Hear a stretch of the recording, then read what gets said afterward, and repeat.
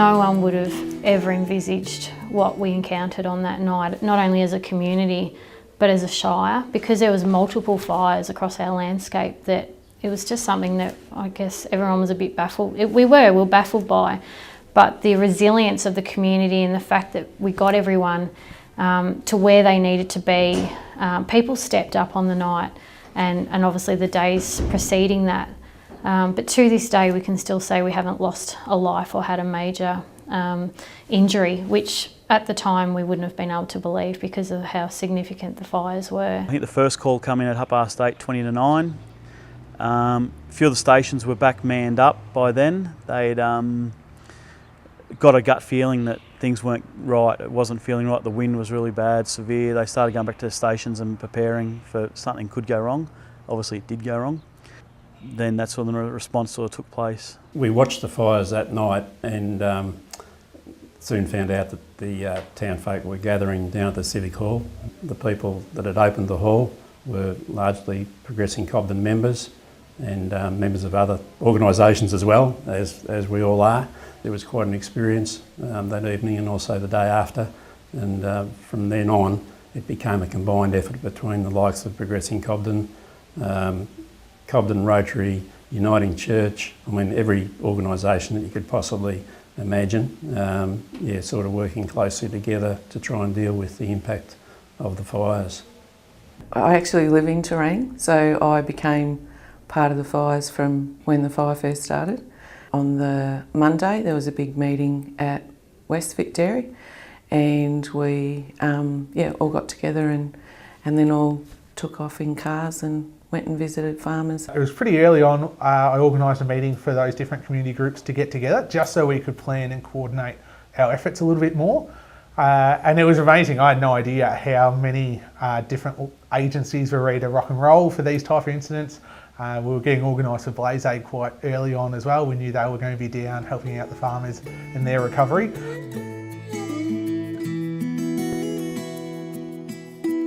Our smaller communities, our towns, were really hampered by the effects of the fires because, I mean, our small communities rely upon our agriculture industry. We don't forget where we come from, you know, we're part of a dairying community. So those roll-on impacts were really felt for a long time, and that is playing a pivotal role in the recovery and the work that particularly the Corangamite Shire are doing, and even other supportive agencies are helping us with, is trying to enable those communities to move on and build back up again. We had 3 events. We had the weather event, which was the wind, we had the fire event, and then we had the ongoing peat event, which is the 3 peat fires burning in the 3 areas. The town got displaced with that. The local health services had to be relocated, the schools were shut down. Normally you have a fire, and it rains, the fire's out, you move on, you start rebuilding your fences, start rebuilding your life. But we had this peat event that just kept going for, I think it was 28 days before we made one of them safe. It just kept lingering on, it just really dragged out the process and made it hard for everyone. The level of resilience has been high, but there's no doubt that the effects are still being felt, certainly emotionally and certainly financially. It wasn't just the fire weekend for us, but it was the 4 or 5 weeks after the fires when the peat smoke impacted on the town. It almost became a bit of a ghost town during that time. Dairy farmers have been struggling for quite a while before the fires. So when the fires came through, that was another layer that was put on top of already stressed and struggling farmers. They were tired, they were stressed, they were financially stressed, mentally stressed, physically stressed. We know that those people are still struggling emotionally and financially, and that has that flow-on effect to the rest of the community. And particularly in my role as a teacher, we know that we've got kids that have suffered trauma, whether they were actually directly impacted or not.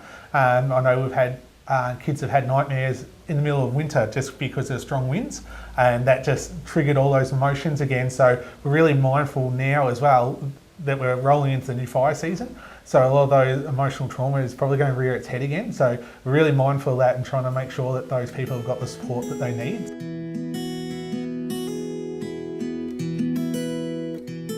I'm so proud of our staff first and foremost, but The role of the recovery team, I mean, we've got 4 amazing people who have just stepped into that role for the benefit of our community. And it's not just our community, it's the entire region because of the impact or the, I guess, the broad impact that was felt across our region. Yeah, you can't underestimate the importance of what these people have meant to the community and the role they're playing in helping support the community-led recovery, and that they listened to what the community needs and wants were, and that is the forefront of how we're going to go about things. There's a lot of people out there doing a lot of good work. We've got mental health workers out there doing all that sort of stuff, and extension officers going around checking these people out and working with them. Blaze Aid has been absolutely phenomenal. They've been absolutely fantastic doing what they do, and also just that point of contact and just having a chat to people, having a coffee and seeing how they're going. It was really humbling to be involved and to provide the support just wherever we could.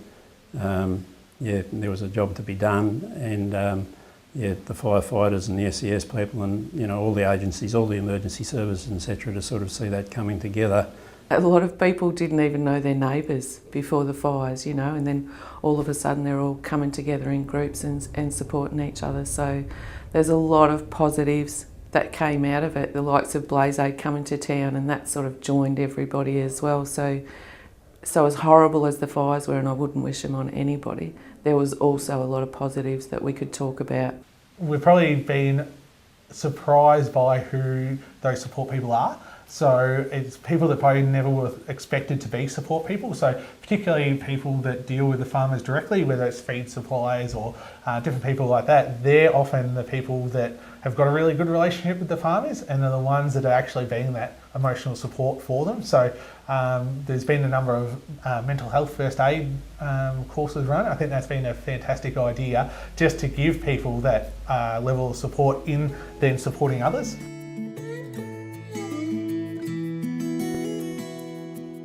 The farming community, I mean, as I said earlier, they're incredible people to begin with, but the way they put all this devastation behind them and continue to do what they do is because they love it.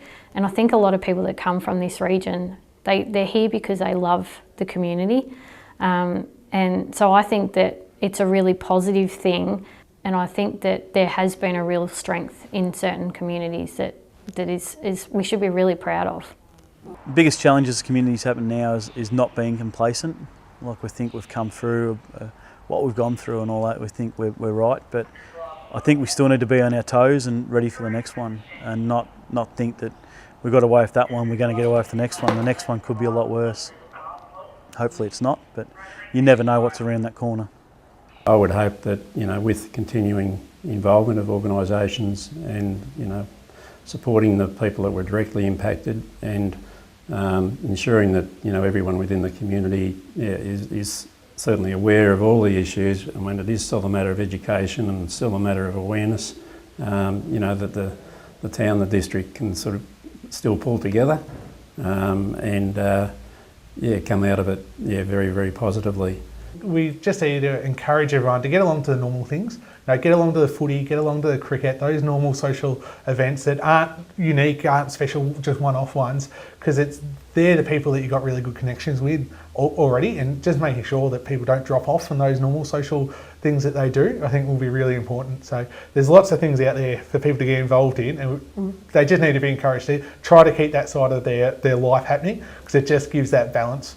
At the moment, I'm finding a lot of fellas now that things have started to, quieten down as much as farm life can quieten down.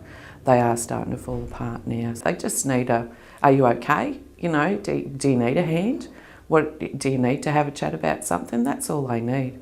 And if there's, if the partners are worried or if anybody's worried, there's plenty of numbers that you can give to the fellas to call.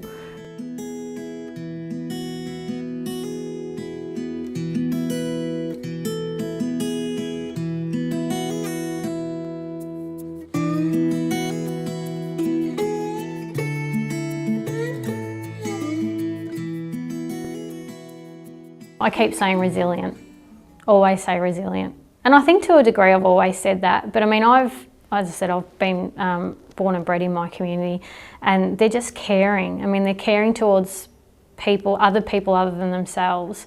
And even though other people on that night, I mean, you just have to take our local firefighter volunteers.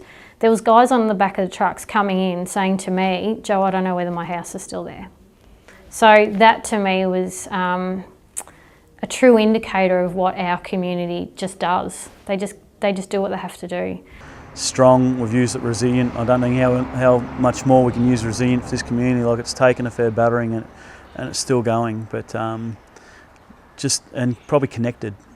Everyone sort of, is connected and they're there for each other. Yeah, I think it has to be resilient. Yeah, like they're doing it tough, but they're working through it. We're working through it together, and you can see that there is going to be an end to it. That people are going to get there, even if it is going to take a number of years. They're going to get there. We know that the recovery process isn't just going to be a short sprint. As we've said, it's a marathon, and it could be years down the track. But we're all there for each other, so we're very lucky.